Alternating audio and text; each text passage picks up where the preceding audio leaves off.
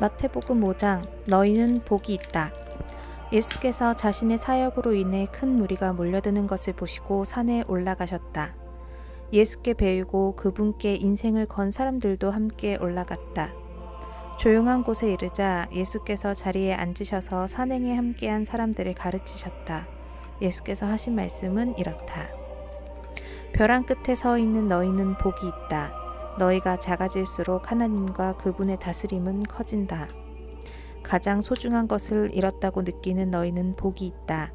그때에야 너희는 가장 소중한 분의 품에 안길 수 있다. 더도 말고 덜도 말고 자신의 모습 그대로 만족하는 너희는 복이 있다.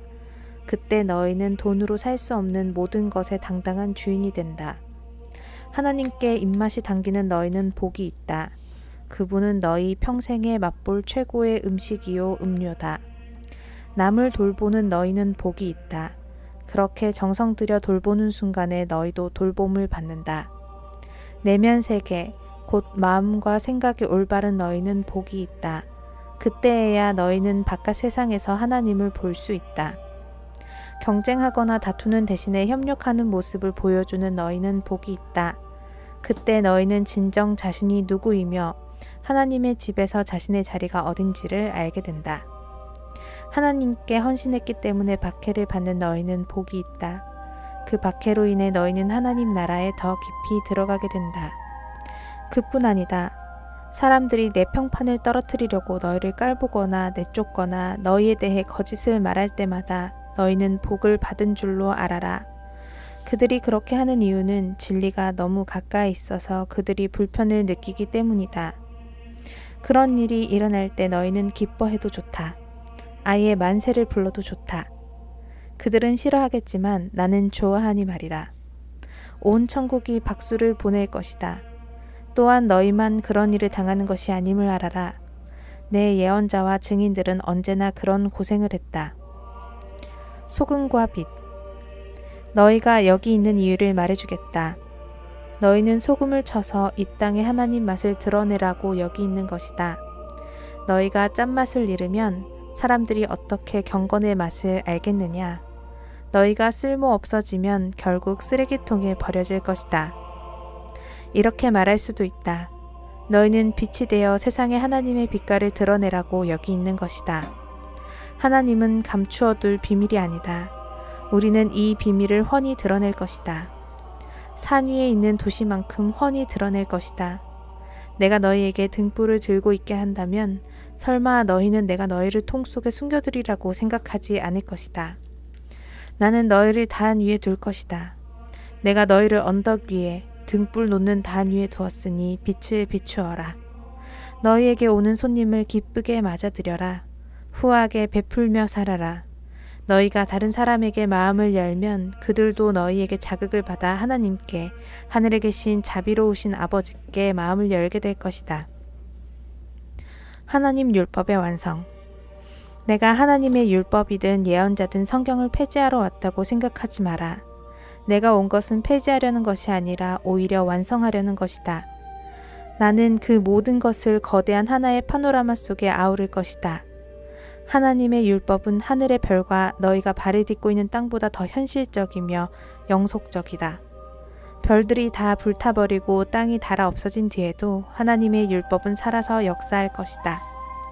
하나님의 율법에서 가장 작은 항목이라도 하찮게 여긴다면 너희 스스로를 하찮게 여기는 꼴밖에 되지 않는다. 그러나 그 율법을 진지하게 대하고 다른 사람들에게 그 길을 보여주면 너희는 천국에서 영광을 얻을 것이다.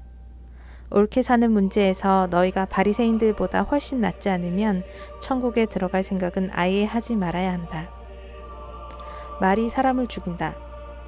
너희는 옛 사람들에게 주어진 살인하지 말라는 계명을 잘 알고 있다. 내가 너희에게 말한다. 누구든지 형제나 자매에게 화만 내도 살인을 범한 것이다. 무심코 형제를 바보라고 부르면 너희는 법정으로 끌려갈 수 있다. 생각 없이 자매에게 멍청이라고 소리 지르면 지옥불이 너희 코앞에 있다. 가장 단순한 진실은 말이 사람을 죽인다는 것이다. 이러한 문제에서 나는 너희가 이렇게 행동하기를 바란다. 내가 예배당에 들어가서 헌금을 드리려는데 갑자기 어떤 친구가 너에게 원한을 품고 있는 것이 생각나거든. 헌금을 내려놓고 즉시 나가 그 친구에 가서 화해하여라. 반드시 그렇게 하고 난 뒤에 돌아와 하나님과의 일을 마무리하여라. 또는 내가 길거리에 있는데 옛 원수가 다가와 말을 건다고 하자. 한시도 지체하지 말고 내가 먼저 나서서 그 사람과 화해하여라. 그의 이력을 보건대 그 사람이 선수를 치게 두면 너는 결국 법정에 서게 될 것이고 어쩌면 감옥에 갈지도 모른다. 그렇게 되면 너는 엄청난 벌금을 물지 않고는 거기서 나오지 못할 것이다. 간음과 이혼. 너희는 남의 배우자와 동침하지 말라는 계명도 아주 잘 알고 있다. 그러나 단순히 동침하지 않는다고 해서 너희의 덕을 지켰다고 생각하지 마라. 너희 마음은 너희 몸보다 훨씬 빨리 정욕으로 더럽혀질 수 있다. 아무도 모를 것 같은 곁눈질도 너희를 더럽힌다. 이 일이 실제로 쉬울 것이라고 생각하지 마라. 내가 도덕적으로 순결한 삶을 살고 있다면 너는 이렇게 해야 한다. 내 오른쪽 눈이 음흉하게 겉눈질하는 것을 알아차리는 순간에 너는 그 눈을 멀게 해야 한다. 한눈으로 살 것인지 아니면 도덕적 쓰레기 더미에 내던져질 것인지 너는 정해야 한다. 또 남을 해치려고 내 오른손을 드는 순간에 너는 그 손을 잘라버려야 한다. 내 존재 전체가 영원히 쓰레기 더미에 버려지느니 차라리 피 묻은 몸뚱이로 사는 것이 낫다. 성경에 누구든지 아내와 이혼하는 자는 아내에게 이혼 서류와 법적 권리를 주고 합법적으로 하라고 한 말을 기억하느냐?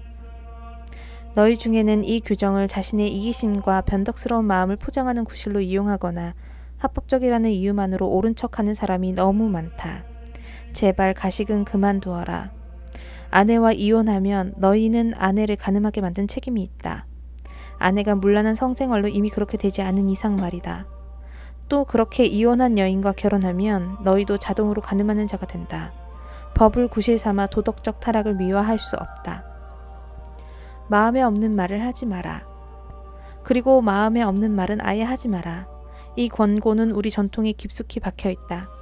기도해 주겠다고 말하고 기도하지 않거나 마음에도 없으면서 하나님이 함께 하시기를 빈다고 하며 경건한 말로 연막을 치면 상황이 더 악화될 뿐이다. 종교적 장식을 멋지게 단다고 해서 너희 말이 진실해지는 것은 아니다. 너희 말을 거룩하게 할수록 그 말의 진실성은 떨어진다. 그러면 그렇다, 아니면 아니다 라고만 하여라. 자기 뜻을 관철하려고 말을 조작하다가는 잘못된 길로 빠진다. 원수를 사랑하여라. 다시 생각해봐야 할 옛말이 또 있다. 눈에는 눈, 이에는 이라는 말이 있다. 그렇게 해서 문제가 해결되겠느냐? 내가 하고 싶은 말은 이것이다. 절대로 대받아치지 마라. 누가 너를 치거든 그 자리에 서서 맞아라. 누가 너를 법정으로 끌고 가서 내 셔츠를 달라고 소송하거든 내 가장 좋은 외투까지 잘 포장해 선물로 주어라.